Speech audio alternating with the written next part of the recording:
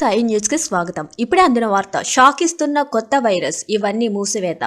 వివరాలైతే వీడియోలో తెలుసుకుందాం. వీడియోని ఎక్కడ స్కిప్ చేయకుండా కంప్లీట్ గా చూడండి. అప్పుడే మీకు కంప్లీట్ ఇన్ఫర్మేషన్ అనేది తెలుస్తుంది.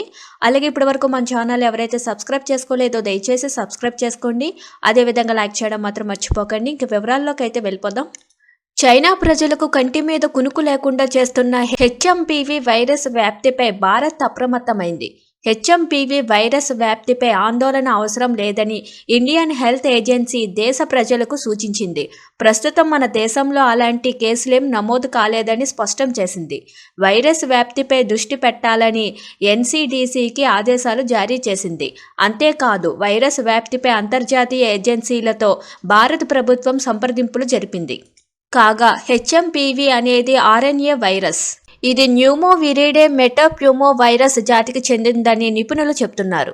ఈ వైరస్ బారిన పడిన చైనా ప్రజలు పెద్ద సంఖ్యలో ఆసుపత్రుల్లో చేరుతున్నట్లు అక్కడి మీడియా కథనాలు వెల్లడిస్తున్నాయి. హెచ్ఎంపీవీతో పాటు ఇన్ఫ్లుయెన్జా ఏ, మైక్రోప్లాస్మా నిమోనియా, కోవిడ్-19 వైరస్లు కూడా వ్యాప్తి చెందుతున్నట్లు నెట్టింట జోరుగా ప్రచారం జరుగుతుంది.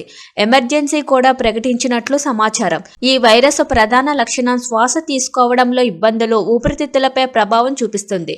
చిన్న పెద్ద అని తేడా లేకుండా అందరికీ వ్యాపిస్తుంది.